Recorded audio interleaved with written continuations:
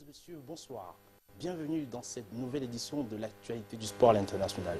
Nous sommes en direct bien sûr sur Canal 2. Au sommaire de cette édition, on va s'intéresser au classico entre le PSG et l'Olympique de Marseille. Ensuite, la réforme du statut des joueurs de la FIFA. Nous allons vous expliquer les tenants et les aboutissants de cette décision. Et pour sortir, l'affaire Pistorius, pourquoi le ministère public a-t-il fait l'appel, a-t-il fait de sa décision? Voici pour vous Samedi Sport.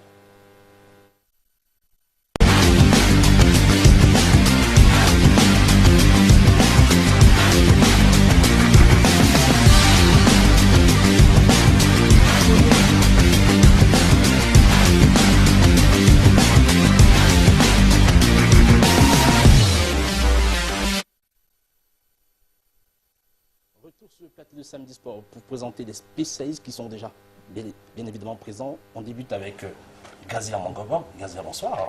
Bonsoir Edith. À ses côtés, Cestin Jamen, bonsoir. Bonsoir Edith. Sans plus tarder, Georges Gimbos, bonsoir. Bonsoir Edith. Et pour terminer, Calvin Piqueur, bonsoir. Bonsoir Edith. Voici pour vous la rubrique Média Presse, l'actualité de la presse sportive internationale, présentée par Patricia Naossi, au montage Baudouin Talom. Bonjour, je suis Mourad Boutala, je suis président du Rugby Club Toulonnais. Suivez Samedi Sport sur Canal 2 international. Bonjour, bienvenue dans la rubrique Média Presse, l'actualité sportive internationale. The Sun Sport en Angleterre ce matin évoque la star ivoirienne. C'est Doumbia qui a été le bourreau des Citizens. Les Citizens n'ont pas pu faire le poids. Face au CSKA Moscou, le poste de Pellegrini serait en péril. La piste Diego Simeone est de plus en plus évoquée. Rio Ferdinand, quant à lui, à la suite de sa suspension, a décidé de quitter Twitter.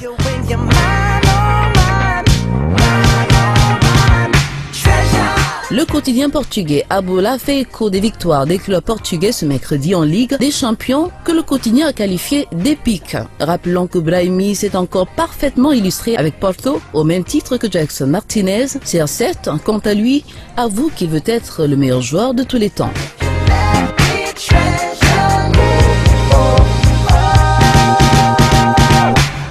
Le quotidien France Football revient sur le classico de ce dimanche entre PSG et l'OM, qui serait selon le quotidien plus fou que jamais au vu du début de saison tonitruant des Marseillais. Par ailleurs, dans cette édition d'Imeco et Alain Roche, dans un entretien à cœur ouvert.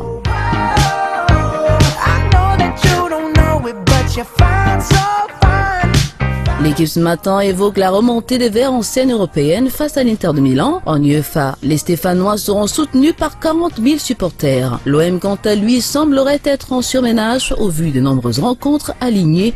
Et en rugby, le chantier des Bleus semble reprendre.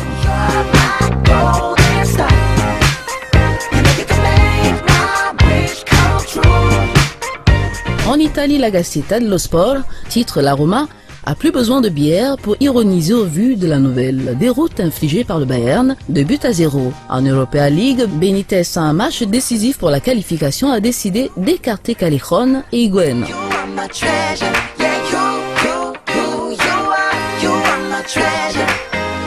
Selon Tuttosport, le quotidien italien ce matin revient sur les possibilités de la Juventus de pouvoir aller au bout de la compétition en Ligue des Champions, avec son trio d'attaque constitué de Llorente, Morata et Tevez.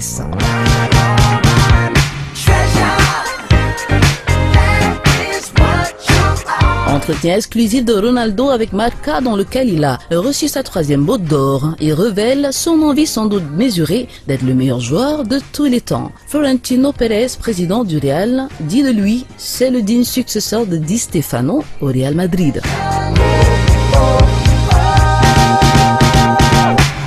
Ronaldo est une fois de plus ce matin à l'affiche du quotidien AS avec cette phrase choc du crash. Tout le monde dit que l'on a le meilleur effectif du Real Madrid de tous les temps et seule la fin de la saison selon lui démontrera cela. Ronaldo ainsi démontre sa sérénité malgré tout. Messi quant à lui a égalé le score de Raúl en Ligue des Champions avec 71 buts.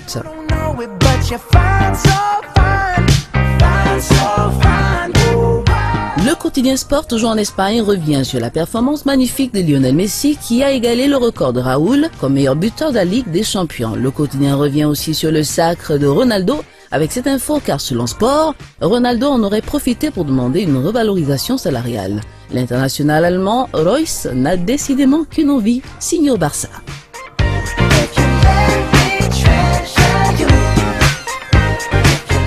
El Mundo Deportivo pour illustrer la performance de Messi affiche ses statistiques. Messi 71 buts en 90 rencontres, Raúl 71 buts en 142 rencontres et Ronaldo 70 buts en 107 rencontres.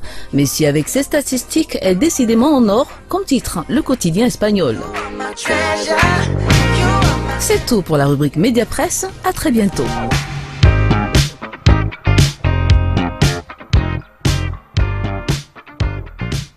Bonjour, je suis Alain Marchal d'RMC BFM TV. Suivez Samedi Sport sur Canal 2. Canal 2 International. Pensez au rendez-vous.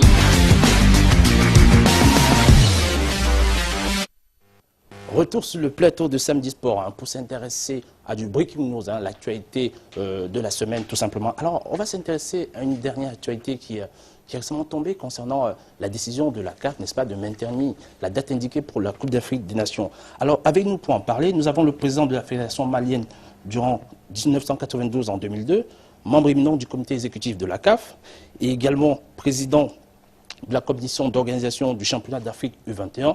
J'ai ainsi nommé M. Amadou Diakité. M. Amadou Diakité, bonsoir. M. Diakité, bonsoir. Nous avons, me semble avoir un petit souci technique avec la réception au niveau de Amadou Diakité. Pour la technique fait savoir qu'il y a un petit problème. Alors, on va continuer avec vous, Célestin Djamel, autour de ces décisions de la part de la CAF de maintenir cette date malgré contre toute attente, parce qu'il y avait énormément de rumeurs de décaler la date indiquée, mine de rien. Oui, surtout que le Maroc a été assez tergiversant là-dessus, parce qu'une fois, ils ont indiqué qu'ils souhaiteraient que la Coupe d'Afrique des Nations soit délocalisée, parce que pour des raisons d'épidémie d'Ebola, ça, on peut le comprendre. Encore que ce n'est pas sûr que les pays qui sont directement indexés, à savoir la Sierra Leone, la Guinée-Conakry, soient forcément qualifiés pour la CAN. Et bon, maintenant, je crois que les règles de la CAN, de la CAF, pardon, devraient être beaucoup plus contraignantes quant aux possibilités de changement. Parce qu'on est quand même à 2 mois de la CAN, et ce n'est quand même pas très crédible qu'une nation qui a accepté comment dirais-je, d'accueillir les Jeux africains, au niveau de la CAN, puisse comme ça, à une date aussi proche du démarrage, de se dédire. Je trouve que ça fait pas ça fait un peu léger, et on devrait mettre sur pied des mesures vraiment beaucoup plus contraignantes, parce que là, franchement, ça met en mal la crédibilité de la CAF, même du Maroc en tant que pays membre, et je crois que Issa Hayatou a bien fait quand même de maintenir la date. Maintenant, il faut trouver le lieu qui pourrait, ce ne sera pas facile bien sûr, accueillir ce grand événement. Alors, avec vous, Georges Guimbous, est-ce que on a évoqué un certain lobby occidental qui aurait, entre guillemets, voulu que cette compétition puisse être décalée? Quelle est votre réaction par rapport à cela? Moi, je pense tout simplement qu'à un moment donné, il faut comprendre une chose. Le Maroc, c'est un pays souverain et il est normal que les autorités marocaines se soucient de la sécurité sanitaire de leurs citoyens. Et si pour eux, il y a un risque qu'ils ont certainement étudié, s'ils pensent qu'il y a un risque pour la sécurité de leurs citoyens, moi je pense qu'il serait raisonnable de décaler la CAN, parce qu'il ne sert à rien d'insister. Pour arriver, nous sommes en novembre, en janvier, si nous ne sommes toujours pas fixés là-dessus, ça ne sert à rien de continuer. Très bien, Georges Guimbous. Je pense que nous avons rétabli le contact avec M. Amadou Diakité. M. Amadou Diakité, bonsoir. Monsieur Diakité, bonsoir. La technique, fois de plus, nous pose un petit souci. Mais cependant, on va donc dérouler, n'est-ce pas, avec le sens du sujet. À votre avis, Monsieur Guimbous, est-ce qu'on peut envisager éventuellement un certain décalage? Parce que, mine de rien, comme on l'a dit tantôt, le lobby étranger a pesé de son poids pour qu'il n'en soit pas ainsi. En tout cas, décidément, la CAF a bien fait de peser de son poids. Oui, parce qu'il faut comprendre une chose, décaler une compétition de cette envergure n'est pas aussi simple que ça. Donc on peut comprendre qu'il y ait des lobbies étrangers, que la CAF, parce qu'il y a des engagements qui sont pris vis-à-vis des télévisions, vis-à-vis des annonceurs, vis-à-vis des sponsors. Il y a un certain nombre d'engagements qui sont pris par rapport à des dates qui sont connues longtemps à l'avance, et des prévisions de recettes, des prévisions de diffusion sont faites en tenant compte de ce calendrier qui est connu des années et des mois à l'avance. Donc il est compréhensible que les lobbies et la CAF fassent tout le nécessaire pour maintenir la date, quitte à ce que ce soit dans un autre pays. Mais je dis à un moment donné, lorsqu'on est face à une telle situation, lorsque le risque est autant élevé, parce qu'à 2-3 mois d'une compétition, le risque me semble aujourd'hui très élevé, il est préférable et raisonnable de décaler, parce que c'est ce qui me semble le plus raisonnable. D'accord, très bien. On va s'intéresser à une autre actualité autour du cas Willy Sagnol, toujours dans le Breaking News, hein, qui a simplement récemment déclaré, je le cite, dans ses propos face à un média, notamment Radio Sud Info, en Europe, en France notamment, où il a cité, je le cite, l'avantage du joueur typique africain, c'est qu'il n'est pas cher quand on le prend. C'est un joueur prêt au combat généralement, qu'on peut qualifier de puissant sur un terrain, mais le foot, ce n'est pas que ça. Le foot, c'est aussi de la technique, de l'intelligence et de la discipline. Alors, et vous, Gazela Mangobok, lorsqu'on entend Willy Sagnol, qui est quand même avec tout le poids que l'on sait de lui, son passé, aujourd'hui entraîneur au Girondins de Bordeaux, tenu de tels propos, quelle est votre réaction par rapport à cela? Bah, moi, je vais le prendre comme beaucoup l'ont pris, c'est-à-dire de manière assez raciste. Je pense que pour quelqu'un qui était un aussi grand joueur et aujourd'hui entraîneur, c'est assez vexant de dire ça, c'est assez improbable et c'est assez... je veux dire, c'est catégoriser une certaine catégorie de la population, en fait, les mettre dans le même sac et dire que, bon, les Africains ne se résument qu'à leur force physique et pas à ce qu'il pourrait y avoir derrière et derrière chaque individu. Donc, je pense qu'il a eu tort. Peut-être ses propos ont été mal interprétés, mais je pense plutôt que c'est lui qui s'est peut-être mal exprimé au vu de ce qu'il pensait ou de ce qu'il voulait dire. Après, je pense que ça a été repris de la façon dont il a dit. Je pense que ça n'avait aucun intérêt. Et je pense que ça va prendre une ampleur peut-être qu'il n'avait pas souhaité, désiré, mais que je pense qu'il doit se reprendre, il doit s'excuser par rapport à tout ce qu'il a pu dire et que les choses soient remises dans leur contexte. Alain Piqueur, alors des propos de Sagnol qui ont semblé faire polémique, en tout cas les Girondins de Bordeaux ont tenu un communiqué dans lequel il rappelle formellement que Sagnol a tout de même désigné cette saison comme capitaine Sané, qui a quand même un genre d'origine africaine. On ne peut pas aujourd'hui traiter Sagnol de raciste ou quoi que ce soit. Non, je pense que ses propos ont été très maladroits. En fait, il s'est très mal exprimé, tout simplement. Après, se justifier par le fait que Sané soit capitaine des Girondins de Bordeaux, c'est pas valable. Ce n'est pas valable. C'est pas une excuse valable. Ses propos ont été maladroits, très mal formulés. C'est d'autant plus dommage pour Willy Sagnol, qui a été un grand joueur, qui est un grand entraîneur. Il a joué Bayern de Munich avec de nombreux joueurs africains. On peut citer Sami Koufour, le Ghanéen, à qui il ne peut pas reprocher un manque de rigueur tactique. Donc, très bien. En dehors du cas Koufour, avec vous, Georges Gimbous, lorsqu'il évoque le passif de Willy Sagnol, du côté du Bayern de Munich, avec justement Sami Koufour, mais est-ce qu'en dessous de ces propos-là, on ne peut pas sous-entendre autre chose du fait qu'en réalité, il évoque les lacunes tactiques ou bien dans le jeu de certains joueurs qui évoluent en Afrique, que Sagnol aurait remarqué tout simplement? Moi, je pense que sur ce débat, je pense qu'on en fait un peu des tonnes. Parce qu'il faut comprendre déjà dans quel contexte Willy Sagnol s'exprime. Moi, je pense que les journalistes ont tôt fait de prendre une phrase, la mettre sur la place internationale et on la sort de son contexte. Et Willy Sagnol est devant des auditeurs d'une radio Sud-Ouest. Il est en train de s'exprimer sur la saison des Girondins de Bordeaux. Il évoque un problème qu'ils auront pendant la Coupe d'Afrique parce qu'ils risquent de perdre la moitié de leurs joueurs qui sont d'origine africaine.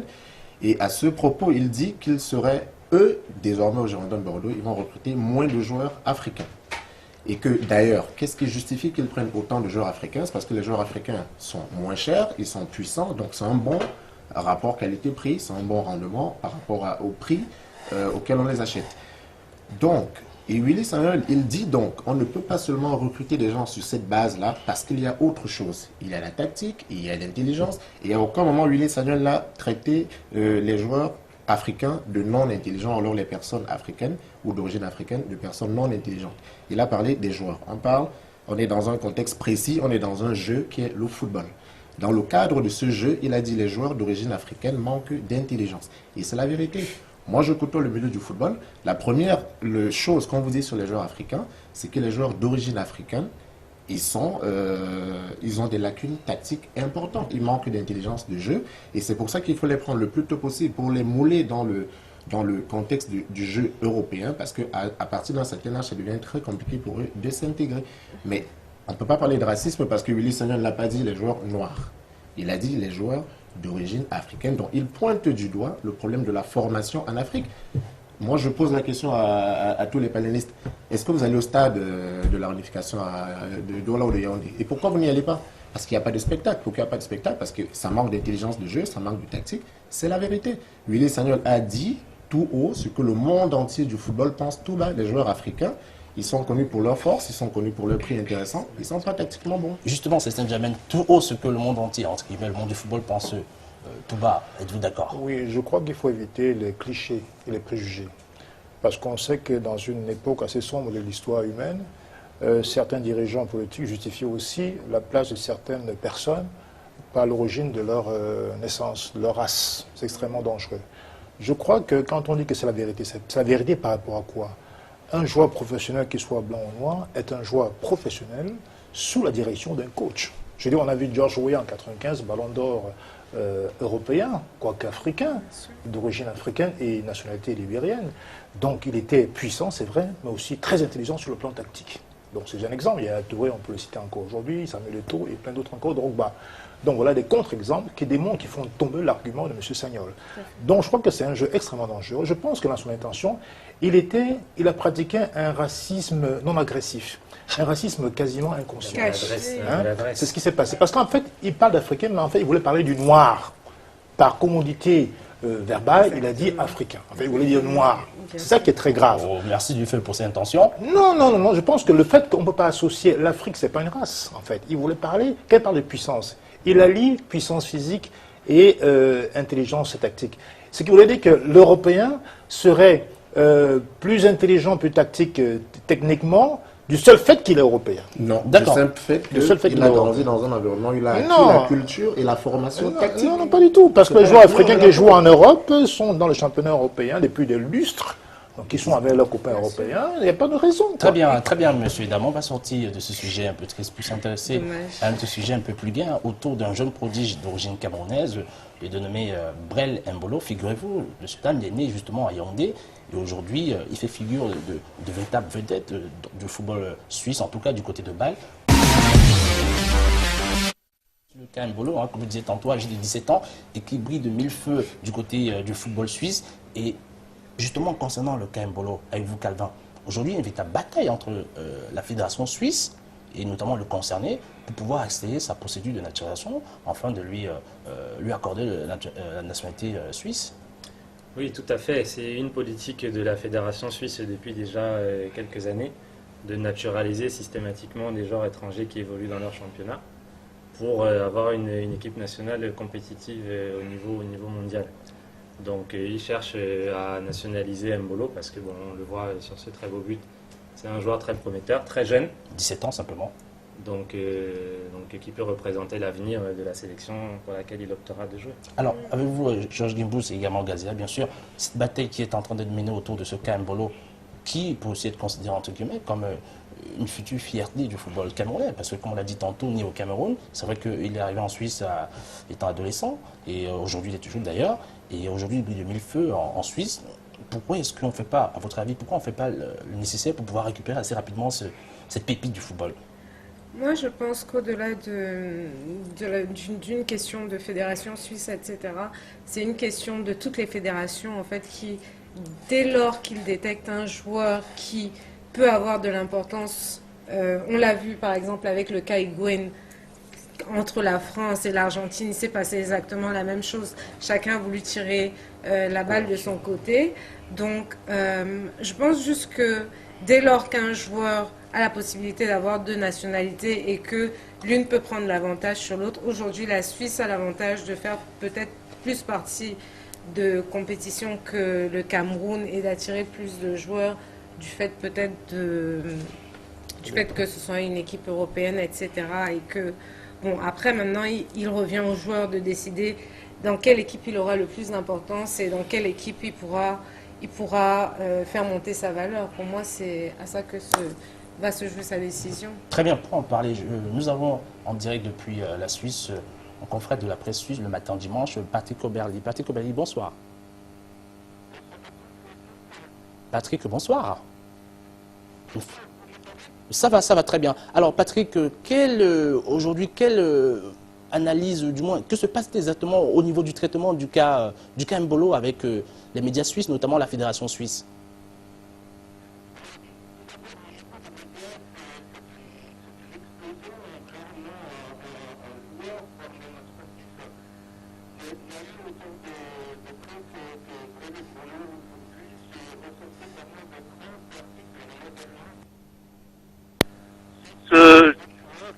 Qui éblouit tout le pays. Après, tout le monde se pose la même question, c'est de savoir s'il va garder, choisir ses racines ou choisir la Suisse où il a grandi en partie pour continuer sa carrière internationale.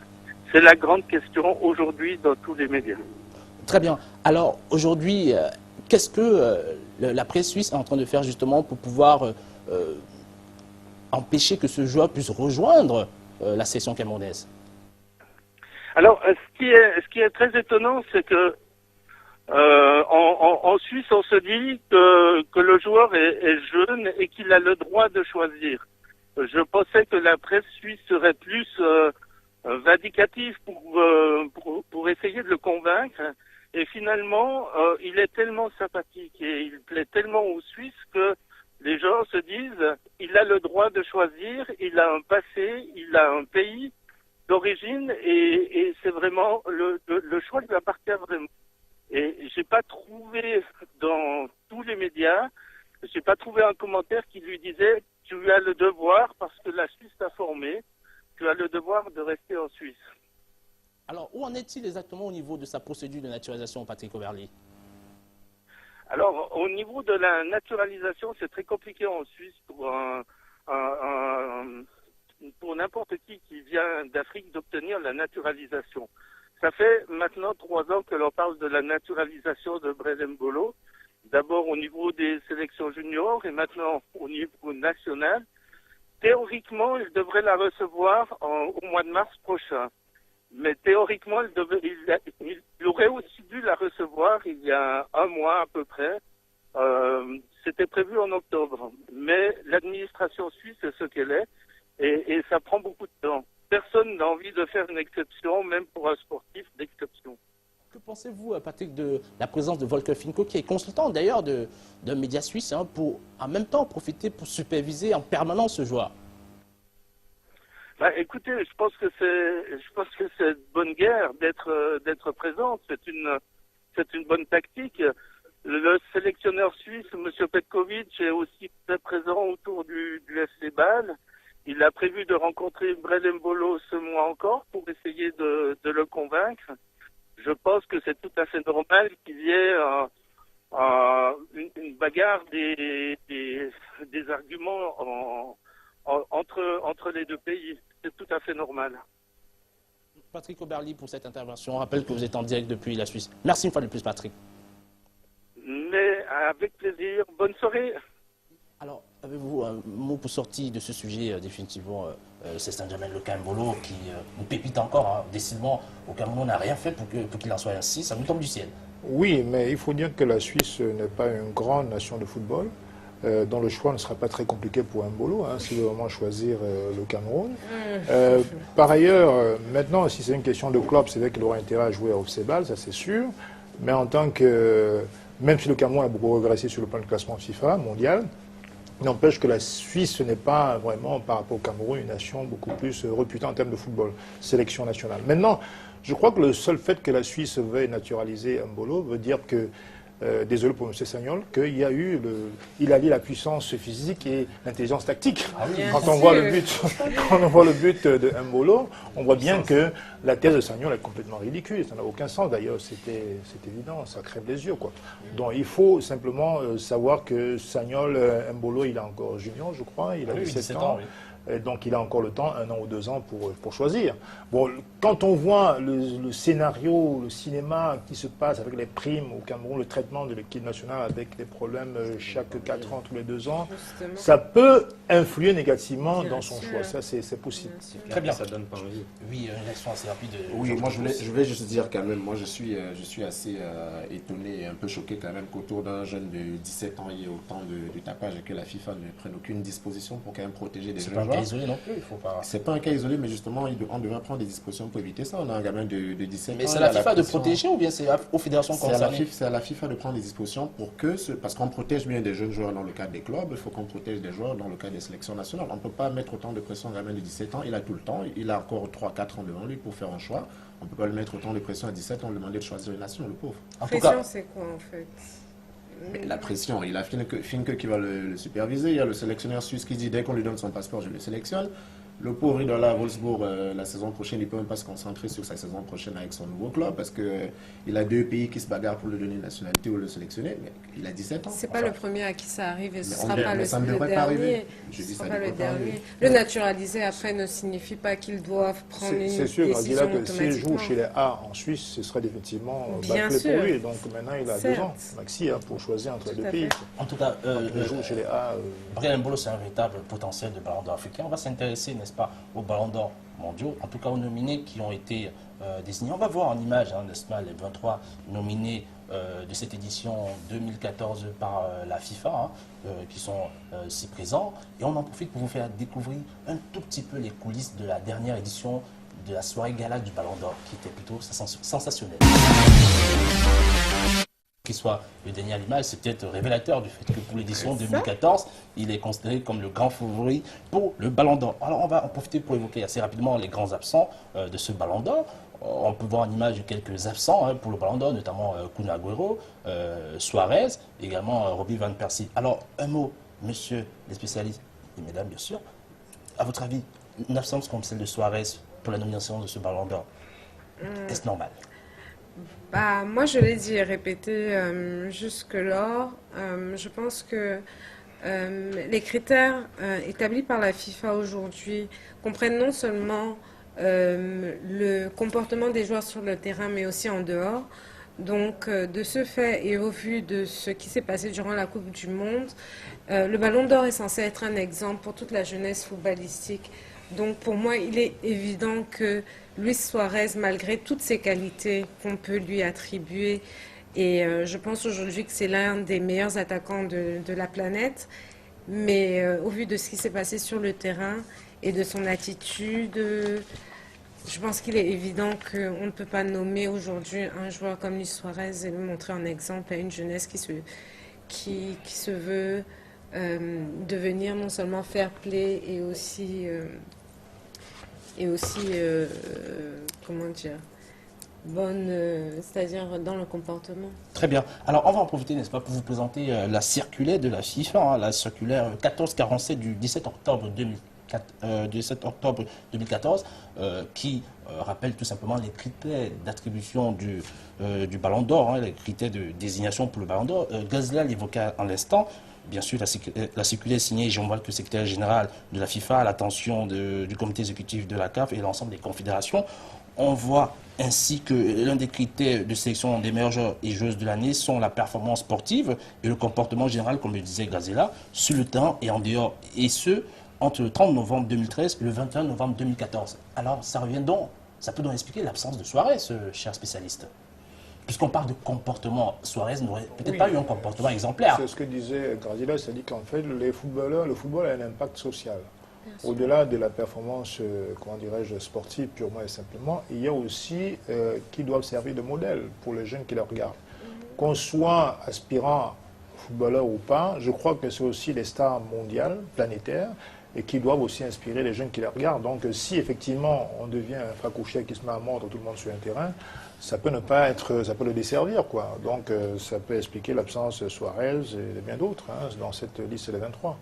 Bon, je pense que dans le fond, ce qui est important, c'est que je ne suis pas très certain de l'intégralité de ces critères, parce qu'en vérité, On voit très bien que la période, c'est du 30 novembre au 21 novembre de l'année d'après, mais ce n'est pas toujours respecté en fait. Hein. Je crois que dans certaines attributions de Ballon d'Or, on a souvent vu des consécrations se baser sur les derniers matchs hors période. Je crois que c'est arrivé en 2011 ou en 2012, je ne sais plus très bien. C'est-à-dire qu'on n'a pas tenu vraiment au respect le critère de la périodicité en fait. C'est pas toujours ça. Donc ça dépend des derniers comportements sportifs dans les dernières semaines. J'ai souvent cette impression-là. Au moins cette circulaire peut répondre, excuse-moi, au moins cette circulaire peut répondre à certaines personnes qui se demandaient pourquoi, par exemple, on pense que Ronaldo sera élu Ballon d'Or, etc. Parce que certains disaient, mais oui, mais en fait, cela se rapporte plus à cette saison que à la saison de l'année passée. Mais là, on voit bien que, vu que ça va jusqu'au 21 novembre de cette année, ça peut être justifié que les performances de Ronaldo, oui, mais dans le passé, ça n'a pas toujours été ça. Depuis le début de l'année, influent. Je suis d'accord avec toi. On a tendance à penser que pour l'année Coupe du Monde, forcément, tous les joueurs cités, du moins nominés pour le Ballon d'Or, doivent obligatoirement avoir participé à l'édition de la Coupe du Monde. Mais on a un cas justement, le cas Suarez avec son comportement, on l'a exclu, mais le cas Zlatan Ibrahimovic, qui fait partie des 23, tout de même. Alors, il n'a pas, la Suède n'a pas été qualifié pour la Coupe du Monde. Est-ce que, c'est un micmac, Georges Guimbous, ça ne pose pas de problème finalement? Les critères d'objectivité, soi-disant objectivité de la FIFA, bien sûr. C'est vrai qu'on peut se poser la question parce que d'une année à une autre, les choix de la FIFA, bon, c'est pas exactement les choix de la FIFA parce que c'est les sélectionneurs qui font les choix, c'est les journalistes, c'est les capitaines. Mais il est vrai, on a vu Messi gagner le Ballon d'Or une année où l'Espagne avait tout raflé, où Iniesta et Xavi avaient été au-dessus de tout le monde. Ils n'ont pas eu le Ballon d'Or. Une autre année, on a eu Cannavaro parce qu'il avait fait une bonne Coupe du Monde, l'a eu. Dans ce cas, Zlatan Ibrahimovic n'a pas participé à la Coupe du Monde, il est dans la liste. Il y en a qui ont participé, Van Persie notamment, qui n'y sont pas. Donc, en effet, on s'y perd un peu. Mais dans tous les cas, à la fin de la journée, on sait quels sont les 3-4 meilleurs joueurs du monde en ce moment. Et il est difficile de penser à quelqu'un d'autre. C'est vrai, on peut se poser la question pour Van Persie, qui n'a pas été aidé par le mauvais début de saison de Manchester. Il a eu quelques blessures. Suarez, pour les cas qu'on a déjà évoqués, je ne vais pas revenir dessus, c'est un formidable joueur. Mais il a un comportement exécrable. Et puis, au-delà de tout ça, que ce soit Van Persie, que ce soit Suarez, que ce soit Ibrahimovic, il est difficile quand même, quand on demande à un capitaine ou à un sélectionneur pour vous quel est le meilleur joueur sur le terrain, il est difficile de penser à quelqu'un d'autre que Cristiano Ronaldo ou Messi parce qu'ils ont quand même des performances d'une régularité et d'un niveau exceptionnel et hors de la portée des autres. Justement, la transition, oui, autant pour moi, Gazela. Non, je voulais juste ajouter qu'en fait, pour moi, il aurait été inconcevable d'écarter un joueur comme Ibrahimovic parce que c'est le meilleur joueur de la Ligue 1. Donc, la Ligue 1 étant un des championnats les plus importants du monde, dire que Ibrahimovic n'allait pas faire... Oui, bon, moi peut-être parce que je me situe du côté de la France, mais disons que écarter un joueur comme Ibrahimovic aurait été...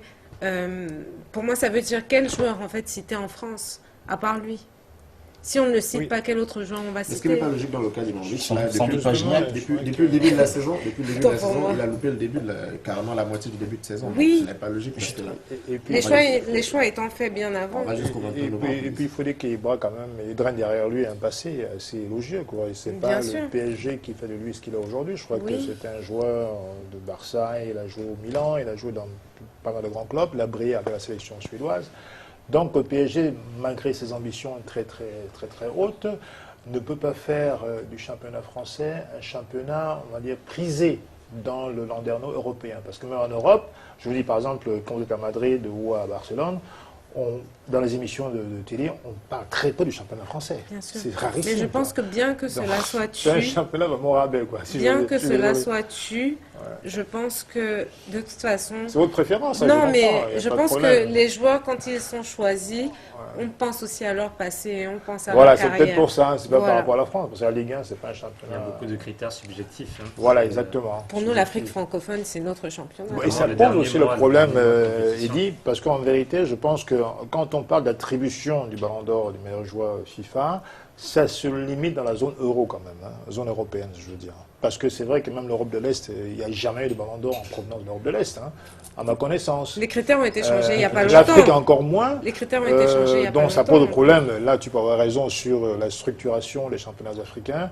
Là, je suis Pas, d'accord. je vous rassure, le Saint-Germain, c'est pas un équilibre continental pour la... Non, Non, parce mais qu'on de a un toute meilleur façon- joueur FIFA qui a vocation à gouverner le football Ah, mondial. Oui, à mais la les longueur. critères de la FIFA ont évolué. Avant, il y avait Oui, mais que dans la pratique- les joueurs de nationalité européenne qui ne pouvaient qu'être élus. Après, on a évolué aux joueurs Je suis d'accord. évoluant dans le championnat Européen. européen. Et maintenant, Voilà, c'est juste le s'agit de championnat gens européen, de- effectivement. Mais je pense qu'on reste toujours dans une logique, on est rattrapé par ça jusqu'à ce que les choses évoluent Faut que et ça aillent change. plus loin. Très bien, on va sortir de ce sujet avec le cas Zlatan Ibrahimovic pour s'intéresser, n'est-ce pas, au classico de ce dimanche entre le Paris Saint-Germain et l'Olympique de Marseille. Hein. On va en profiter. D'abord, une réaction par rapport au PSG, l'état de forme du PSG Serge Gnabry actuellement. Mais Surtout je les trouve performances que- de Laurent Blanc en Ligue des Champions. Le PSG a eu, moi je trouve qu'actuellement ils sont en train de retrouver un bon niveau, on va dire. Et je trouve qu'on a été un peu dur avec le PSG quand même, parce que depuis le début de la saison, ils n'ont pas été heureux. Ils ont eu du mal à aligner le même 11 3 matchs d'affilée, parce que ça a été des blessures, ça a été des suspensions, ils ont été victimes de certaines décisions d'arbitrage qui n'ont pas facilité le travail de Laurent Blanc. Donc moi je trouve qu'en rafistolant, quelquefois il a dû faire jouer Thiago Motta en défense centrale, mais malgré cela, le PSG est l'une des équipes aujourd'hui en Europe qui depuis le début de la saison n'a pas perdu un seul match. Invaincu. Donc Laurent Blanc, on l'aime pas, il n'est pas charismatique autant que certains grands entraîneurs sur la place européenne, mais je trouve qu'il fait du très bon travail parce que il a eu des joueurs qui sont revenus de la Coupe du Monde complètement cramés, la préparation s'est faite à différents niveaux, le groupe n'a pas eu l'occasion de travailler ensemble depuis le début de la saison. Lavezzi blessé, Ibra blessé, Thiago Silva blessé, David Luiz blessé.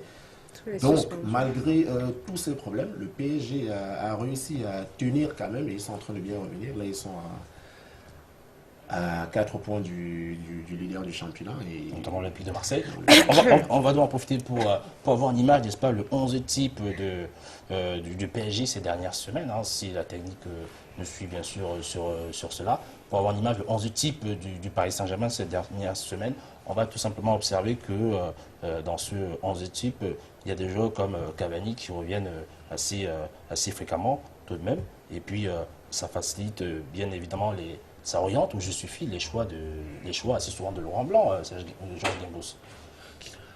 Oui, Cavani d'ailleurs, je crois que maintenant il devrait s'épanouir. Il n'a pas de très bonnes performances, mais heureusement pour lui sur le plan des 4 buts en statistiques. 4 matchs quand même. Sur le plan des statistiques, il est bien heureux, même si sur le plan technique, il ne nous gratifie pas de prestations de très haut niveau. Il a réclamé à jouer dans l'axe. Laurent Blanc l'a écouté, ou alors la nature l'a écouté parce que Ibra est indisponible depuis un certain temps. Donc Cavani, il opère dans l'axe, il marque des buts. Les prestations, elles sont en demi-teinte, mais voilà, il est titulaire. On va donc revenir sur le classement, du moins le 11 type du PSG avec la technique, justement. On espère que cette fois-ci, ça va être celui du PSG, non celui de l'Olympique de Marseille. Je pense qu'il y a un léger souci technique pour pouvoir nous édifier à ces sujets et comprendre exactement le schéma tactique mis en place par Laurent Blanc. Oui, c'était une réaction de Gazella.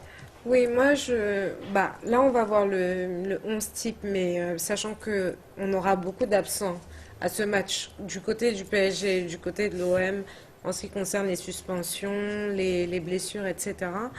Donc, moi, au vu du dernier match du PSG, par exemple, Laurent Blanc a essayé un nouveau type tactique, on peut dire 4-2-3-1, etc. Ça n'a pas été forcément payant. Après, il y a des problèmes qui se posent au niveau des performances de Cabaye, parce que qui serait censé jouer dans l'entrejeu, mais qui a fait beaucoup d'erreurs tactiques, d'erreurs de placement, etc. le week-end dernier. Donc, moi, le problème, c'est de savoir comment Laurent Blanc va réagir à tout ça. Aujourd'hui, on se pose la question de savoir si le grand Ibrahimovic va jouer, mais aujourd'hui, je ne pense pas que c'est la question la plus importante. Il est revenu aux entraînements. Apparemment, il est revenu en entraînement, mais est-ce que ce ne serait pas plutôt du jeu psychologique sur Marseille pour dire que Ibra sera là, pas là, etc. Moi, je ne suis pas sûre qu'il va jouer dimanche. Alors, avez-vous on retrouve dans ce 11 type justement un joueur qui n'était pas dans le 11 entrant la saison dernière, notamment Pastore, qui pour cette saison tout de même retrouve une place de titulaire, d'ailleurs même avec l'Albi Céleste. Oui, une place de titulaire qui est totalement méritée au vu de ses performances en ce début de saison. Pastore, c'est le vrai poumon de cette équipe du Paris Saint-Germain. On l'a vu encore lors du dernier match, très très bon. Il s'est mis à faire des efforts défensifs qu'il ne faisait pas les années précédentes. On le voit courir beaucoup, s'impliquer énormément et surtout une vista hors du commun, qui est la raison pour laquelle il a été recruté au Paris Saint-Germain. D'accord. Est-ce que l'écart, justement, c'est Saint-Germain et vous, l'écart entre le PSG et certains clubs n'est pas lié justement à la situation financière du PSG qui serait excellente? J'invite d'ailleurs la technique à diffuser, n'est-ce pas, ce tableau qui révèle, n'est-ce pas, le budget du PSG par rapport à tout le club qui est assez conséquent tout de même. Oui, c'est vrai que le président Nasser a des ambitions très très élevées, comme je l'ai dit en préambule dans cette émission. Donc je pense qu'au niveau de la Ligue 1, le PSG est vraiment un cran au-dessus, sur le plan technique, sur le plan recrutement, sur le plan financier, il n'y a pas photo. Oui, on voit justement à l'image le PSG avec un budget cette saison de 490 millions d'euros. Oui, il y a pas mal. Avec l'AS Monaco, suivi de l'AS Monaco à 160 millions d'euros, ainsi l'Olympique de Marseille à 115 millions d'euros. C'est assez conséquent tout de même, l'écart. L'écart est assez consistant. J'ai toujours été content du recrutement qui avait été effectué par le PSG depuis quelques 3 années maintenant, avec Maxwell et Cavani, bien sûr Ibra. Mais il faut éviter d'une part l'ibrahimo-dépendance, parce que c'est vrai qu'aujourd'hui il n'est pas là, il ne faut pas non plus en faire des tonnes, parce qu'il y a des joueurs qui se libèrent aussi. Il y a, c'est vrai, Pastore, mais aussi le petit jeune Madaïbek aussi qui montre des capacités, Lucas aussi qui se libère, ça compte beaucoup. Je me rappelle à l'époque quand Thierry Henry partait au Barça, qu'on appelle... le Togolais là, qui s'est libéré complètement, parce que le départ d'une star qui étouffait, qui avait tendance un peu à étouffer certains joueurs de l'équipe. Bon, ce qui est vrai, c'est que le niveau du PSG cette année est beaucoup moins bon, même s'ils sont au niveau des matchs dans la constance de la non-défaite. Néanmoins, le niveau général est moins bon que l'année dernière. Il faut bien le reconnaître. Mais en termes de ratio, c'est Saint-Germain, quand on regarde le palmarès des deux clubs, comme on va le voir à l'instant, entre le PSG et l'Olympique de Marseille, on se rend compte que c'est en faveur du PSG tout de même en termes de palmarès. Oui, je crois que la rivalité a plus de ressorts sociologiques en fait, que footballistiques. Parce que c'est quand même 2 grandes villes de France, Marseille et la Provençale, et Paris et les Parisiens. Donc il y a toujours cette rivalité entre le Port et la Canebière et Paris. Et donc ça a toujours été ça, même s'ils sont derniers au classement, le classico sera toujours OM PSG. Un match spécial. Parce que spécial. Et puis au-delà de ce que disait Edith par rapport, je ne pense pas qu'il y ait une réelle corrélation. Pour avoir fait mon mémoire de fin d'études sur la capacité économique d'un club et ses performances footballistiques, je ne pense pas qu'il y ait de réelle corrélation. On a vu les Galactiques avec le Real de Madrid, qui était une équipe avec des joueurs exceptionnels, qui était une équipe avec... d'extraterrestres. Bien sûr, mais qui n'a pas forcément eu les résultats escomptés. Voilà. Donc, je ne pense pas que ce soit... Pour moi, c'est 2 choses qui n'ont pas grande relation. On a la preuve d'ailleurs là, puisque Marseille, qui a un budget de 115 millions, soit 3 fois moins que celui du PSG, et premier au classement, en produisant du jeu, en marquant beaucoup de buts, sous la houlette d'un entraîneur exceptionnel. Même si c'est un peu en dents de scie, parce que l'année dernière, Marseille a un peu été poussif. Ils ont mais avec les mêmes joueurs cette année, ils arrivent à faire... Donc voilà, c'est qu'ils sont... L'effectif est resté pratiquement inchangé. Il faut dire que Marseille aussi, n'a pas les moyens de ses ambitions. Parce que c'est vrai qu'il faut... Pour prétendre gagner un championnat comme celui de la France, il faut mettre la main dans le sac. C'est-à-dire qu'il faut recruter les joueurs de grands talents. Je suis sûr que si Ibra n'était pas venu au PSG, le PSG n'aurait pas l'aura qu'il a aujourd'hui. Il faut dire les choses comme elles sont. Oui, mais moi je pense que Marseille, les supporters marseillais revendiquent souvent à être... des supporters d'un grand club, c'est la culture, qui a un gros palmarès et tout, mais je dis quand même un club du niveau de Marseille, ou alors du niveau où ses fans veulent le placer, ça manque quand même de visibilité à Marseille. Lorsque là, à l'époque, quand vous voulez gagner le championnat de France, ça s'est préparé, il a fait venir un certain nombre de joueurs et ça se voyait progressivement. L'Olympique de Marseille, une année, en fonction de comment la saison avance, ils veulent être champions. Là, en début de saison, on ne savait même pas s'ils veulent être champions ou pas. Là, ils visaient, je vais dire, la 3e ou la 2e place. Là, ils se retrouvent premiers. Et jusque-là, on ne sait pas s'ils veulent être champions ou pas. Ça manque de visibilité, c'est pas sérieux. Là, ils ont l'occasion d'avoir une équipe assez jeune. Ils ont un entraîneur que je trouve performant. Justement, on va en arriver avec le cas Marcelo Bielsa.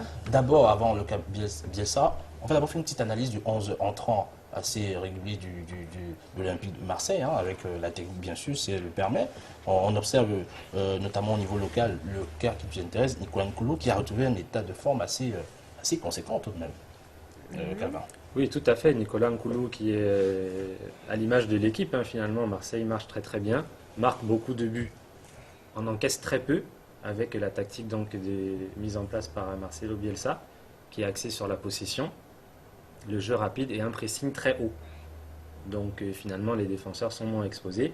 Et quand ils sont très bons en plus, ça donne des résultats excellents. Leur victoire a été très courte le week-end dernier. C'est vrai. On va voir ce titrail de l'équipe il y a exactement un mois hein, concernant le cas Marcelo Bielsa qui parlait d'amour fou concernant les locaux. Alors, lorsqu'on parle d'amour fou entre les supporters, justement Georges Guimbous, entre Bielsa et ces supporters-là, qu'est-ce qui peut justifier autant d'amour concernant Bielsa qui vient à peine d'arriver dans ce club? Mais déjà, Marseille, il faut un peu connaître la ville. C'est une ville un peu chaude, c'est un club de passionnés.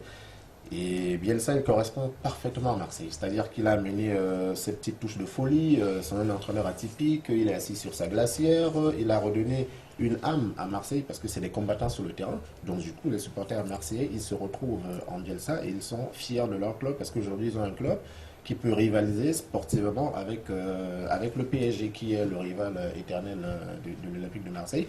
Mais maintenant, sachant garder raison, parce que connaissant les supporters marseillais, ça tourne très vite, 2-3 défaites, et je pense que El Loco Lofou, il va savoir...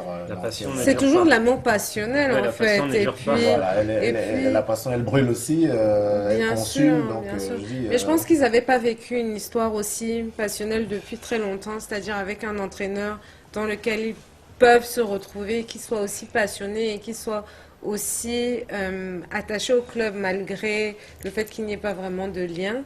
Et là, je pense qu'il s'appuie sur ça, mais que, voilà, comme tu dis, ça peut aussi très vite se retourner contre lui. À votre avis, Bielsa fait-il l'unanimité?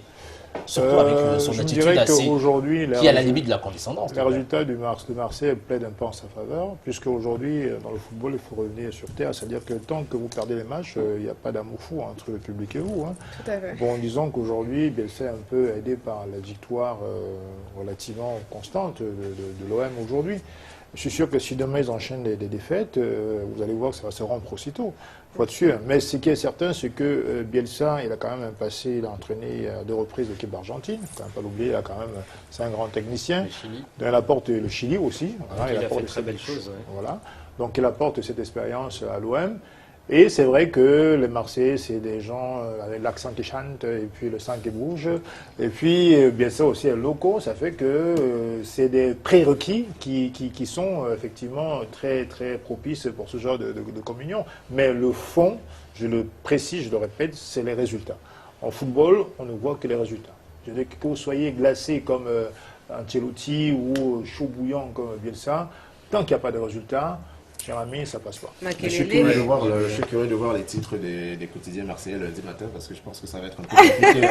Merci. Ça va être un peu compliqué, je pense. Oui. Juste pour terminer sur Marcelo Bielsa, c'est un entraîneur qui n'a pas un gros palmarès ni en tant que joueur ni en tant qu'entraîneur, qui n'est pas forcément connu du grand public, mais qui est un fantastique théoricien. Guardiola, qui est aujourd'hui au sommet des entraîneurs en Europe, dit de lui que c'est son dieu. C'est très relatif. Il rappelle un peu Goethe dans l'époque d'Antoine Bell à Marseille. Goethe, c'était aussi un scientifique qui avait beaucoup d'humour et beaucoup de blagues et qui collait. Il a passé 7 ans à Marseille. Il avait un caractère qui collait parfaitement avec le public marseillais.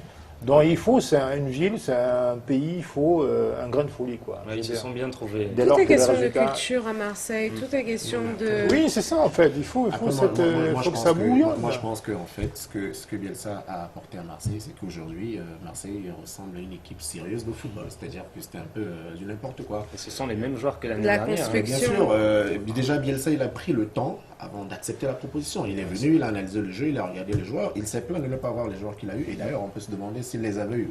Et combien de points il serait du PSG, parce que sans avoir eu ces joueurs, il est quand même 4 points d'avance. Bielsa, lorsqu'il arrive en début de saison à la commanderie, première chose, il demande qu'il y ait une piste. Vous les voyez courir aujourd'hui parce que Gignac, il a perdu je sais pas combien de kilos parce que ça ne courait pas, c'était les petits bourgeois qui étaient les petits princes de Marseille. C'est vrai qu'en début de saison, ça ça a été quasiment avec l'arrivée de Bielsa, 5 kilos de perdu pour Gignac. Oui, parce que les a mis au travail, parce qu'il a dit, il ne peut pas comprendre qu'il arrive à un centre d'entraînement, il n'y a pas une réelle piste où les gens peuvent courir. Il a relevé un chantier, du travail a été fait et aujourd'hui on le voit.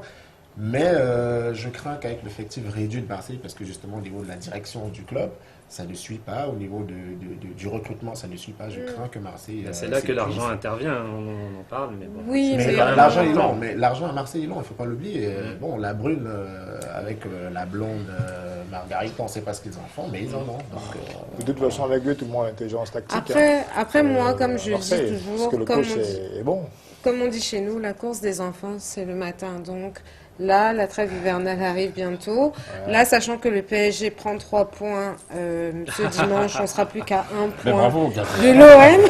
Oh, je suis d'accord avec elle. À 2% Ibra, d'ailleurs, c'est garanti déjà. Donc, bon, on verra bien. Justement, l'arrivée de Bielsa s'est fait avec cet test d'argent assez conséquent. On va en profiter pour s'intéresser, n'est-ce pas, au nouveau statut d'agent sportif réglementé par la FIFA. On va essayer de comprendre les tenants et les aboutissants de cette décision. Pourquoi la FIFA a décidé d'en arriver là? Alors, avec vous, c'est un Jamen. Récemment, lors de cette fameuse réunion, du côté de Zurich, je crois exactement, la FIFA a décidé de faire évoluer ce statut d'agent sportif. Qu'en est-il exactement?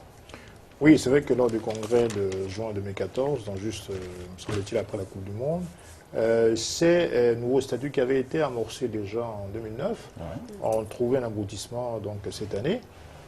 Et le nœud du problème, c'est en fait que désormais, on ne parle plus d'agent de joueur. Parce que le mot agent aboutit fatalement au mot licence. Ça rime, ça va ensemble. Quand on est agent, ça suppose avoir un agrément, ça suppose avoir une licence. Désormais, on est intermédiaire sportif. Donc, ça veut dire théoriquement que... Mais ce n'est pas encore mis en place, tout de même. Écoutez, à partir du 1er avril 2015, je crois que ce sera entré en application, mais c'est déjà acquis. Hein, le Congrès a déjà voté. Et donc, aujourd'hui, ça veut dire que tout le monde, ou à peu près n'importe qui, peut devenir, entre guillemets, agent de joueur, intermédiaire sportif. Alors, c'est quoi la différence, justement, entre cet agent sportif, comme c'était le cas, entre guillemets, comme c'est le cas d'ailleurs, et les intermédiaires de joueurs? C'est quoi la différence? Ça veut dire qu'il y avait à l'époque certaines fédérations, bien sûr, qui avaient des lois encadrant l'octroi de la licence, les agents sportifs, mais c'était plutôt réglementé au niveau mondial. Donc pour être un agent de joueur, il fallait avoir une licence, un agrément FIFA qui vous permettait donc de pouvoir assurer les transactions entre les clubs, avec les commissions d'ailleurs qui étaient plus ou moins transparents à l'époque, chiffrés à l'époque. On peut parler de libéralisme tout de même. Oui, bon maintenant, alors je ne sais pas s'ils voulaient dérégulariser, parce qu'en vérité, le motif qu'ils avancent, c'est la transparence. Je ne vois pas où viendra la transparence, ça va plutôt créer un gros bordel, parce qu'en vérité, quand vous prenez le cas de la France aujourd'hui, qui a une loi qui subsiste, ça n'a pas été mise en cause du fait de la venue de cette nouvelle loi FIFA.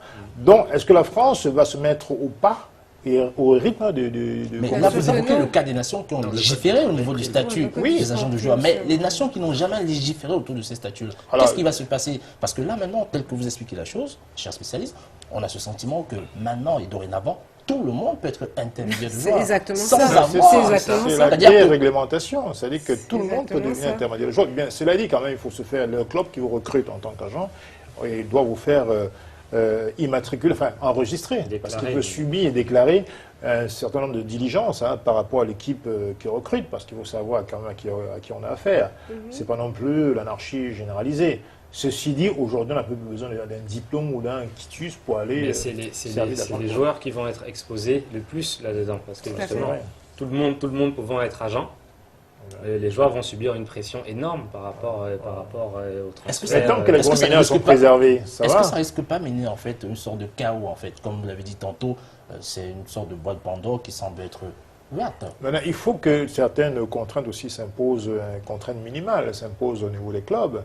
Quand ils passent des contrats, que ce soit un contrat de travail dans le sens vraiment classique du terme, avec un intermédiaire de sport, qu'on sache que, par exemple, Eddy Nono sera notre agent, notre intermédiaire attitré, on connaît sa moralité, il est inscrit chez nous, on peut le déclarer aux assurances, etc., etc. Donc il y aura une relation de suivi, de confiance entre l'intermédiaire sportif et le club. Donc si tout est aligné comme ça, bon, à mon avis, ça peut essayer de retirer ce gros poisson à ceux qui pensaient avoir une position monopolistique. C'est ce que je veux dire. En fait, on se retrouve dans une situation, tout ce contre quoi la FIFA voulait lutter en instaurant des règles, en fait, on est en train de revenir à ce genre de situation. Est-ce que ce n'est pas en fait lié avec vous aussi, Gazela bien sûr, et Georges Guimbous, vous qui êtes dans le milieu, bien sûr, est-ce que ce n'est pas en fait lié au fait qu'il y a énormément de holdings qui détiennent les droits des joueurs et la FIFA n'arrive pas à réguler ce secteur? Fonds d'investissement. Effectivement, la FIFA avance pour argument que, premièrement, ils sont énormément sollicités pour trancher les litiges. Deuxièmement, ils trouvent que le milieu est devenu très opaque et que les transactions entre les joueurs, les clubs et les agents sont devenues intraçables parce que malgré qu'il y ait une réglementation, elle n'est pas appliquée parce que les fédérations ont souvent du mal à faire un reporting au niveau de la FIFA parce que les statistiques ne sont pas claires, les agents ne déclarent pas toujours leurs joueurs. Donc ils ont beaucoup de mal à faire le suivi. Maintenant, est-ce qu'une absence de règles, une absence de réglementation va résoudre le problème? Je ne pense pas. Maintenant, le problème qui se pose quand même, il y a un énorme danger. C'est-à-dire, pour être agent de joueur, il faut savoir que pour être agent de joueur, le taux de réussite à l'examen, en France par exemple, était de 15%. Donc c'est un examen extrêmement difficile. Il y a d'ailleurs, je crois en France, il y a 2 écoles ou 3 qui forment les gens. D'ailleurs, rappelons juste pour la France par exemple, comme sans doute dans de nombreux pays où ces situations est légiférée, il n'est pas question de mettre en place ces mesures. Non, parce que la France dit, en France, il y a une loi qui réglemente l'activité de l'agent sportif. Donc, la France aujourd'hui dit, elle a une loi qui a été votée par une assemblée. Il n'est pas question parce que la FIFA a changé sa réglementation qu'une loi qui a été votée par l'Assemblée soit remise en question. Parce que eux, cette activité, pour représenter un joueur, selon les Français, il faut se conformer à la loi qui a été votée par leur Assemblée. Donc aujourd'hui, les Français, ils disent c'est n'importe quoi. Et eux, ils ne vont pas se conformer à ce que la FIFA exige. Donc pour exercer en France, il va falloir se conformer aux exigences des lois françaises. Et en Afrique, par exemple, au Cameroun, on n'a pas légiféré. Il se passe quoi? Ben, il va se passer maintenant, il faut préciser quand même que la FIFA dans son projet, demande aux fédérations de signaler bien à l'avance sous quelles conditions les gens pourront s'enregistrer. Parce que bon, c'est pas comme les gens, ils pensent que... Est-ce que, en fait, finalement, ça va être une sorte de bon vouloir des fédérations à la tête? C'est-à-dire que vous venez vous inscrire Gimbous, comme Gimbous ne plaît pas beaucoup? Non, justement, pour que ce ne soit pas fait à la tête, la FIFA, dans son communiqué, ils ont dit, c'est pas encore clair, mais ils ont dit, les fédérations et les associations auront pour obligation de publier à l'avance les conditions selon lesquelles les gens pourront s'enregistrer. C'est-à-dire qu'il ne sera pas question justement de filtrer à la tête, des conditions bien claires seront bien indiquées et précisées. Donc les gens qui seront conformes à ces exigences-là pourront être inscrits. Mais sauf que la seule différence au jour d'aujourd'hui, c'est qu'il n'y aura plus un examen à passer. Mais c'était quoi la nécessité de l'examen en fait? Parce que pour intervenir comme agent dans une transaction entre un club et un joueur, il faut avoir une bonne maîtrise du droit, de la négociation, la compréhension même du monde sportif. Bon, c'est un métier. Il faut être très outillé. En fait, il faut être très outillé. Il faut être outillé. La formation pour être agent de joueur dans les écoles qui le font, c'est dans les 3 à 4 000 euros, c'est-à-dire entre 2 millions et 2 millions et demi. Donc, c'est pas de la rigolade. Donc, maintenant que monsieur tout le monde se lève, aille déposer son dossier à la fédération et qu'aille négocier avec des clubs. Moi, j'ai l'impression qu'on passe en fait d'une mafia qui était cachée à une mafia exposée. Moi qui rêvais par exemple, qui avait prévu l'année prochaine d'entrer au centre d'études de sport de la FIFA, aujourd'hui je n'y vois plus aucun intérêt parce que je me dis, même en étant agréé FIFA, j'aurais le même statut que n'importe qui d'autre. J'aurais peut-être dépensé 50 000 euros pour faire mes études, pour apprendre la gestion du sport, le droit du sport, l'éthique du sport qui est censée être importante. Mais aujourd'hui, il n'y a plus aucun intérêt. Donc, pour moi, je me dis, autant trouver un joueur et aller voir un club, le démarcher et puis dire, je vous vends mon joueur. Cela dit, c'est vrai que ça peut créer une certaine anarchie, mais néanmoins, je pense que la France ne tiendra pas longtemps sa position. Parce qu'en vérité, il y a un principe parce qu'elle serait isolée ou... Non, parce qu'elle serait isolée, parce qu'il y a un principe général du droit qui veut que quand vous signez des conventions de façon régulière, ces conventions doivent s'appliquer au niveau national. Il n'y a pas de raison que la France, qui a fait partie des négociations, des pourparlers qui ont abouti à cette loi de 2009 à 2014, puisse jouer marcheurs solitaires en disant que ben non, nous c'est la France, on ne va pas y toucher. Parce qu'il y a eu un cas, je crois en 1998, le cas concernant un joueur belge sur la libre circulation des joueurs. Une décision, j'oublie son nom, une décision européenne qu'il a fait valoir. Et finalement, ça a décongestionné tous les sportifs qui avaient un contrat de travail dans les différents clubs, qui avaient le droit. Bosman. Donc si la France s'entête effectivement à garder cette loi, qu'on respecte par ailleurs, puisque c'est la souveraineté nationale, d'accord, mais la France a néanmoins choisi de se lancer dans un moule, qui est le moule FIFA, dont la France est tenue maintenant d'harmoniser la loi nationale, soit de l'abroger, et de s'arrimer à la loi de la FIFA. C'est à relativiser quand même.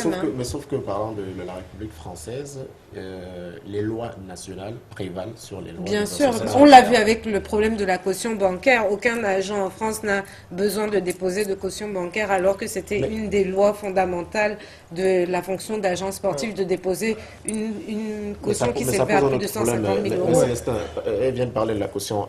L'agent sportif avait pour obligation soit de déposer une caution à la FIFA, soit de prendre une assurance responsabilité civile pour couvrir ses activités. Au jour d'aujourd'hui, intermédiaire Célestin Jamène, intermédiaire Georges Guibous, on a un litige. Qu'est-ce qui couvre? Parce que lorsqu'une cour prononce sa décision en faveur de Célestin, si moi, Georges, je ne veux pas payer cette caution ou bien cette assurance, justement, servait à couvrir ce genre de problème. Mais au jour d'aujourd'hui, qu'est-ce qui couvre? Il n'y aura plus d'assurance, à moins que les associations l'exigent. Je parlais du cas de la France parce qu'il y a les instances juridictionnelles internationales qui sont au-delà des juridictions françaises. Je veux dire que si un agent de joueur qui n'est pas forcément français arrive en France, qu'on lui fasse des chichis, il a un droit d'évoquer effectivement cette nouvelle loi-là. Et dit que maintenant la France n'est pas un monde à part. Je suis désolé, la France a participé à la confection de cette loi. Elle est obligée, c'est un principe général, de s'arrimer à la nouvelle loi, à la nouvelle réforme de la FIFA. Point barre. D'ailleurs, c'est déjà voté puisque l'application se verra le 1er avril 2015, donc il n'y a pas de débat là-dessus. Je crois que la France ne tiendra pas longtemps sur sa position. Bon, mais il est fort probable que l'Union européenne se saisisse quand même du problème, parce qu'il faut rappeler qu'il y a déjà eu une réforme. Il y avait des agents de joueurs tels qu'on les connaissait jusqu'à présent, parce que justement l'Union européenne avait déjà ouvert une enquête sur la précédente procédure qui avait été instaurée par la FIFA en 1994, qui était ils avaient fixé le montant d'une caution en 1994 qui était de 136 000 euros à peu près qu'il fallait déposer. Selon quels critères, ce n'était pas clair. Donc l'Union européenne s'est saisie du problème, ils ont ouvert une enquête. Et lorsque la FIFA a réformé, en attribuant justement la possibilité aux associations de faire passer des examens et de certifier... Pour diluer ce principe, entre guillemets.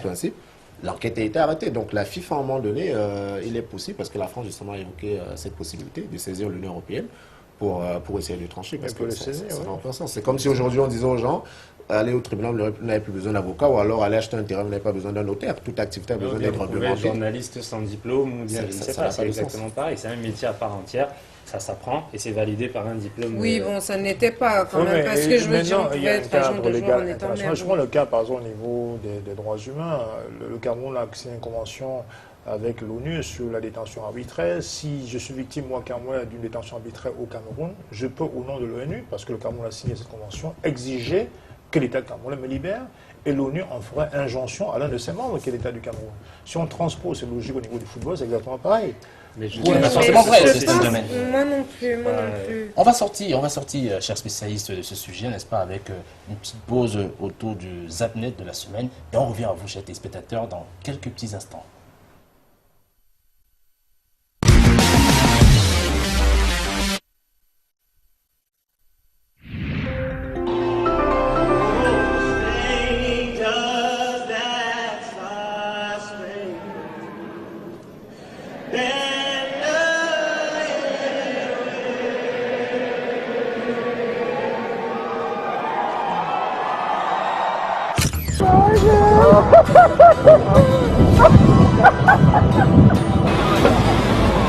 Flag. For the country. Denmark. Quel beau match de l'équipe de France. Ouais, c'était franchement un beau match. On a eu 3 jours pour le préparer, on a très bien bossé à l'entraînement. Donc voilà, le retour de LeBron, c'est selon lui un événement oui. T'as vu ce qu'il a raconté? Il s'auto-flatte, c'est impressionnant. Un des événements les plus importants de l'histoire du sport. Rien que ça. Rien que ça. Il pète un peu les plombs quand même parfois, le bras. On peut être anobli par la reine et s'asseoir sur les convenances. Au diable la bienséance, à bord, Sir Robin a tous les droits. Privilège de l'âge et du palmarès. À 75 printemps, cet honorable amateur de whisky regoute au rhum, 32 ans après sa première et unique participation. Je vais proposer d'autres choses, je me sentais mieux et voilà, je pense qu'il m'a manqué un peu plus de réalisme. Et surtout, voilà, il est plus fort de nos vagues, donc c'est jamais facile, quoi.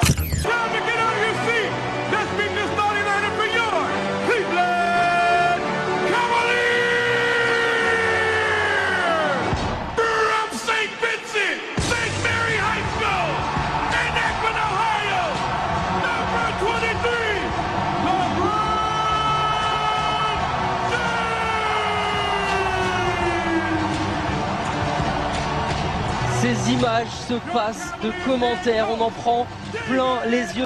Je suis assez optimiste en fait, parce que comme je disais, l'année dernière en fin d'année c'était compliqué, je ne savais pas trop ce qui allait vraiment se passer pour cette saison, parce qu'elle démarrait assez mal. Ça veut bien dire que le système Bielsa, son jeu, impose beaucoup au niveau physique à ses joueurs, mais aussi à l'adversaire. Et quand les joueurs adverses arrivent à répondre à la fois sur ce domaine-là et au niveau technique, là, il peut y avoir quelques soucis. La Route du Rhum est une course très particulière. C'est probablement la meilleure des transats. Les meilleurs sont là. C'est une course bien organisée. Saint-Malo est un bel endroit pour partir et la Guadeloupe, c'est parfait pour arriver. Bref, il y a plein de bonnes raisons pour faire cette course.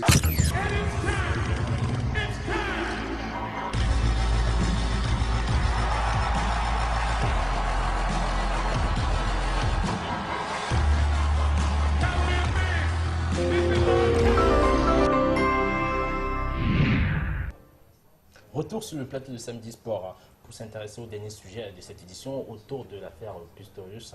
Souvenez-vous, cet athlète sud-africain qui a été condamné à 5 ans de prison ferme.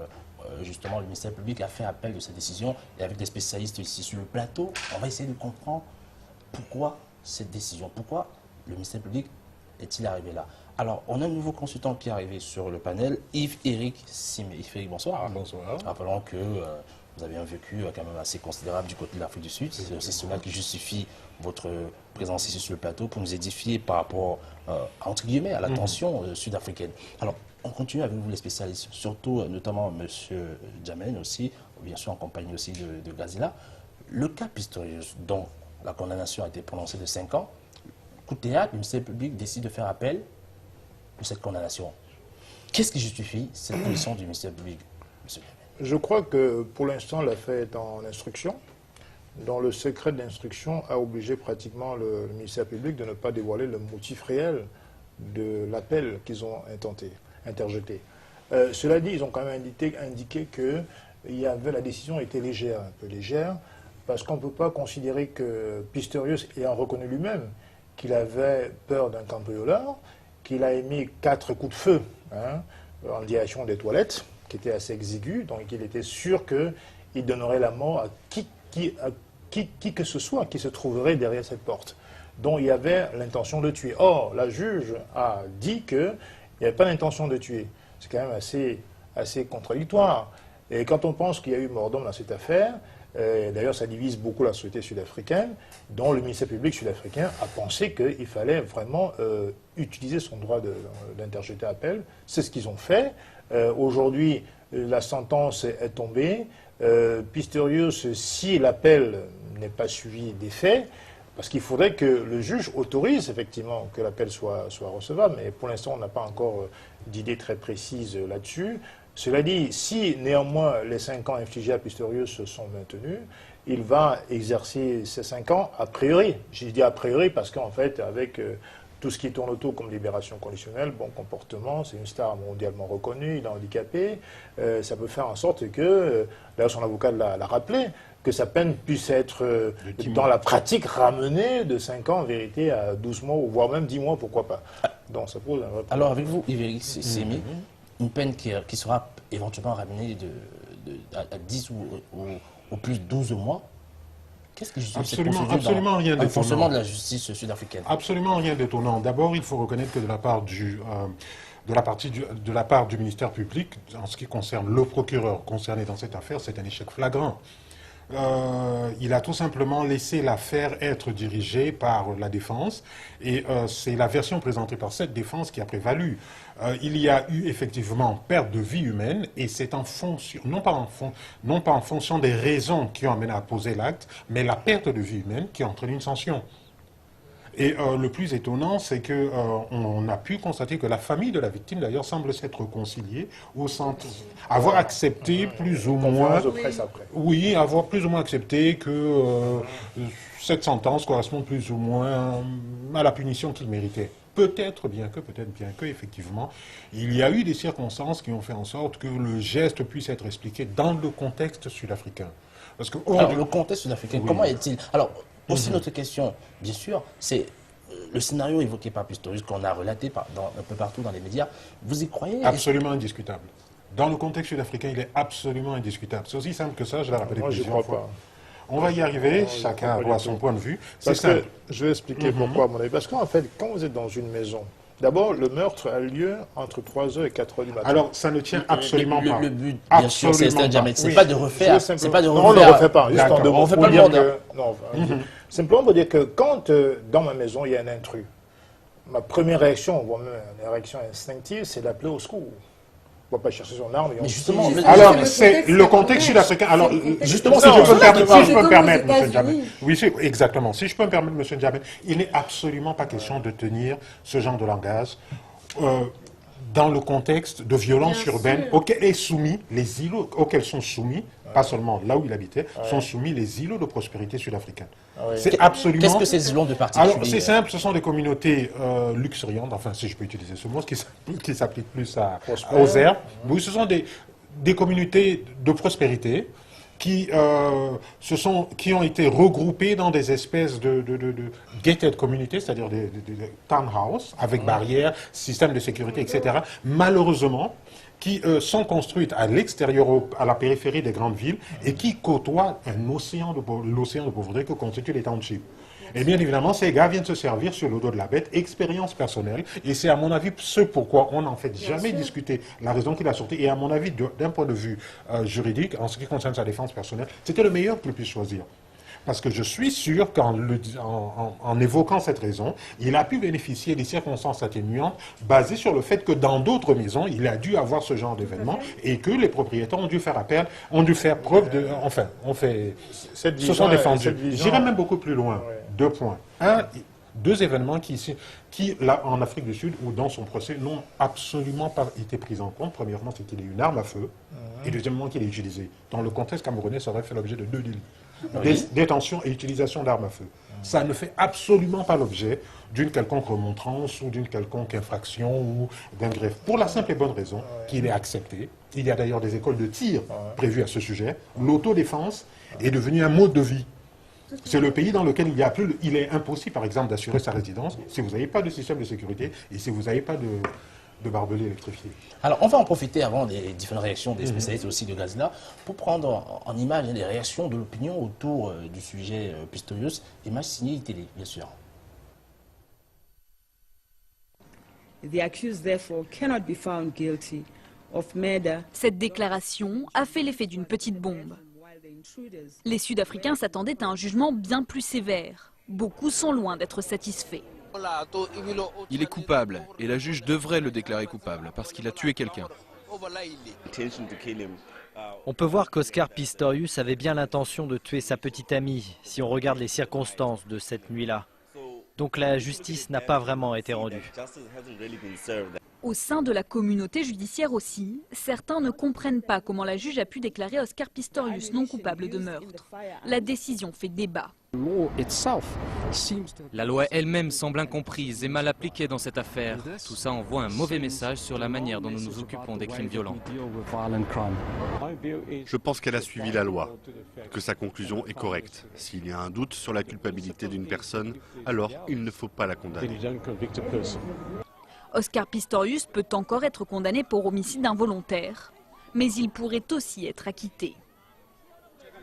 Alors, Système Jamel, monsieur, mesdames les spécialistes, est-ce que justement, c'est le doute justement qui justifie cette position de la justice, cette décision aussi de, pourquoi pas, de faire appel? Pour moi, c'est sûr que dès lors qu'il y a un doute, on ne peut pas condamner une personne. C'est ce qu'on appelle la présomption d'innocence.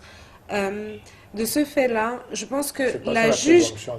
Bon, il n'est pas coupable, il n'est pas reconnu coupable. Donc, de ce fait-là, déjà la juge a estimé qu'on devait condamner Pistorius pour un homicide. Après, elle a dit homicide involontaire. Parce que lui demandait à ne pas être... Voilà, lui demandait à ne pas être condamné pour un homicide. Bon, quoi qu'il en soit, pour moi, aujourd'hui, le fait est qu'on ne peut pas estimer ou non que Pistorius a prémédité son geste et qu'il a voulu tuer sa petite amie. Aucun élément ne le prouve. Mais au niveau, avec vous les spécialistes, au niveau de sa carrière en tant que superstar, les conséquences, on sait, sont énormes. Phénoménal. Et à la limite, les conséquences sont plus... La dévastation serait plus psychologique que sportive. C'est vrai que d'un point de vue symbolique, il représente tout simplement, il faut le dire, le triomphe de la volonté sur l'adversité. De ce côté, personne ne peut le démentir. Rares sont ceux parmi nous qui ont déjà pris le temps de d'observer pendant plus de 30 minutes les Paralympiques. Absolument personne ne s'y intéresse. Et c'est l'un des rares cas qui a réussi à faire la transition entre les Paralympiques et les normaux. Et ça a fait l'objet de discussions. Il a fallu qu'il utilise des voies légales pour se faire admettre. Et une fois admis, à notre grande surprise, il a été le premier à être accusé d'utiliser les moyens, comment dirais-je, un avantage concurrentiel défavorable en ce qui le concernait. En ce qui le concernait. Et donc il représentait, si vous voulez, une espèce d'icône, une espèce de lueur d'espoir pour tous ceux qui, d'une façon ou d'une autre, rêvaient d'être intégrés dans la société, non pas parce qu'il leur manquait quelque chose, mais parce que la société ne leur rendait pas le regard qu'eux espéraient avoir, en particulier les handicapés. Est-ce que Pistorius, finalement, malgré tout cela, reste un modèle, selon vous, pour cette société sud-africaine? Rendu à ce stade, non. Sérieusement, non, pour la simple et bonne raison qu'il confirme un peu l'opinion générale qu'on a des stars. Couconné, pouponné, une espèce de fragilité émotionnelle, incapacité... Est-ce que le cas de Pistorius, je reste avec vous, peut se rapprocher du cas Hansi Cronje, toujours en Afrique du Sud? Pire. Alors absolument pire. Premièrement, pire parce qu'il y a mort d'homme, il y a dégradation de l'image du pays, il y a perte financière, il y a perte de prestige. Dans le cas d'Hansi Cronje, c'était, si vous voulez, un délit financier. Hansi Cronje, je rappelle, a été le capitaine de l'équipe nationale de cricket, qui s'est révélé être, comment dirais-je, le meilleur bookmaker de son équipe, puisqu'avant chaque match, il leur annonçait la cote pour ou contre, et il leur demandait de parier et de favoriser le match. En gros, il truquait les matchs. Il truquait les matchs, oui, c'était la façon la plus... J'essayais de trouver la façon la plus subtile d'annoncer la chose, et ça a fait aussi l'objet d'un grand procès. Mais alors, Hansi Cronje, c'était une star, je veux dire. Malheureusement, les Sud-Africains n'ont jamais eu la chance de gagner un trophée majeur ces dernières années, enfin, sous sa tutelle, au niveau des compétitions internationales de cricket. Et le pauvre, une fois que son image a été ternie, n'a pas pu supporter la pression, l'opinion publique, la pression de l'opinion publique, les avis négatifs, et s'est suicidé. On espère que Pistorius ne va pas en arriver là. Si on parle de Pistorius, rendu à ce stade, je crois que Pistorius a fait preuve d'une solidité psychologique, parce que je crois qu'il en a rajouté. Parce que si on parle de Pistorius, qu'allons-nous dire de O.J. Simpson aux États-Unis? Bien sûr. Oui, c'est pour ça qu'on ne peut pas remettre en cause ses qualités de sportif, parce que c'est vrai qu'au niveau de ses performances sportives, personne ne peut nier le moindre instant, qui fut un grand exemple pour la jeunesse sud-africaine, et même africaine tout court, et même mondiale, parce qu'en fin de compte, il a vaincu, c'est la force de l'esprit sur le corps. Il a couru à un moment donné avec les valides, ça a été validé à un moment donné. Et donc, de ce côté-là, il n'y a pas d'opacité, c'est clair et net, on lui reconnaît tout le mérite. Mais maintenant, revenu sur le procès, je pense que pour moi, je continue à penser qu'il y a eu culpabilité, à mon avis. Et c'est un sujet vraiment, pour l'instant, qui divise encore beaucoup la société sud-africaine. Pourquoi? Parce que je continue de dire qu'il a été condamné pour, comment dirais, détention et usage d'armes en lieu public, parce que je rappelle qu'un mois avant ce procès, il y a eu, même si on disait que c'était un accident, il y a eu effectivement, je dois le reconnaître, une arme 9 mm qui a été déclenchée dans un restaurant. Et pire encore, il a demandé au maître du bar, enfin de la vente ou du restaurant où il était, de le dédouaner, en se déclarant que c'était lui l'auteur de ce coup de feu, malheureusement. Ce qui n'est pas nouveau dans ce milieu. Bon, on se rappelle ce qui arrivait avec à plusieurs reprises aussi aux États-Unis en boîte de nuit, ce qui arrivait avec le fameux, comment il s'appelle, le mari de la fameuse chanteuse Beyoncé, Jay-Z, qui a poignardé, effectivement, qui a poignardé un de ses. Donc, si on a rappelé ces procès qui n'avaient pas un lien direct sur celui-là, c'est quand même dire qu'il y avait quand même un passé assez tendancieux. Donc, c'est la raison pour laquelle je pense que, d'autant plus que la voisine dit que la nuit, il y a eu des disputes violentes entre sa compagne, Reva Sinkam et lui. Donc, on peut naturellement penser que quand il tire, était-il en prothèse ou pas? Parce qu'en vérité, s'il avait mis les prothèses cette nuit-là, ça voulait dire qu'il s'était préparé. Il les a toujours. Il s'était préparé. Il les a toujours. Le problème, c'est ce pour moi, le problème, c'est ce on peut penser. Donc, on ne peut pas condamner quelqu'un parce qu'on peut penser. Le mieux pour la clarté de notre débat, c'est de ne pas refaire, si vous voulez, de ne pas réinventer la roue. La sentence a été donnée, elle est de 5 ans. Le jeu des difficultés... Les faits concordants sont là. Si la famille... je pense qu'à partir dès lors que la famille l'accepte... Oui, c'est l'instant. Le fait est que la sentence a été rendue. En ce moment, l'action, la balle, si on veut utiliser un terme sportif, se situe du côté du ministère public. La raison pour laquelle, pour répondre à la question qui a ouvert cette question, la raison pour laquelle le ministère public fait appel est tout simplement basée sur le fait qu'il y a une immense perte de prestige en ce qui concerne le travail du ministère public. Au-delà de tout simplement, et encore, il a eu de la chance que le tribunal, le procès, le système sud-africain ne fait pas appel à un jury de ses pairs. C'est une personne intuitive personnée excusez la répétition, la tautologie, mais c'est une personne en sa qualité de représentante de l'État qui rend la sentence. Donc il y a eu des arguments qui lui ont permis de se décaler de la version officielle présentée au public et de celle qui méritait, sur laquelle se méritait d'être appliqué le droit. Est-ce que tu crois vraiment que si Pistorius avait été c'est un débat à laquelle je ne fais absolument pas. C'est le meilleur médecin légiste, le meilleur essai balistique. Je pense que la juge est noire, et c'est une femme. Donc on ne peut pas parler de misogynie, on ne peut pas parler de racisme, on ne peut pas évoquer tous ces... On pourrait les évoquer aussi. Si c'était une juge blanche, si c'était un juge et blanc, on aurait aussi dit... La question ne se pose plus. Le ministère public, la sentence a été rendue, le ministère public a fait appel. Maintenant, d'un point de vue purement légal, il s'avère que le ministère public est dans ses droits, mais d'un point de vue... émotionnel. Pour sa carrière, est-ce qu'elle est définitivement terminée? Non, les combats dans le monde du show business, que ce soit sportif, musical ou... Il ne sera plus l'athlète qu'il a été, ça c'est évident. Il y a une perte de crédibilité immense parce que Blade Runner, comme il était surnommé, était le porte-flambeau d'un ensemble de causes dont on n'a même pas idée. Pour ceux qui ne s'intéressent pas, non. Qui a justifié sa fortune, sans doute aussi. Oui, son immense fortune, il faut le dire. Je veux dire, Blade on a parlé de lui comme... on a dit de lui, entre guillemets, les médias sud-africains ont annoncé qu'il était quasiment ruiné. Il est ruiné. Les JO, c'est en 2016. De toute façon, il ne pourra jamais prendre part aux JO 2016. Les prochains, c'est en 2020. Il aura quel âge? C'est fini. Ne soyons pas aussi naïfs. Les trois quarts de ces prestations se déroulaient en dehors de l'Afrique du Sud. La première question que ces gens se posent, c'est comment protéger mon argent contre la dévaluation de la monnaie. Ils achètent de l'or, ils achètent... Je veux dire, les paradis fiscaux, tout à l'heure, on en a parlé. Les agents, en plus, viennent avec des conseillers financiers. UBS est connu pour être la banque des... Très bien, cher spécialiste. On vous remercie d'avoir été présent. On va mettre un terme à cette édition. Nous, ça nous a dit sport. Et si vous, ça vous a dit sport, retrouvez-nous pour les prochaines aventures de Samedi Sport.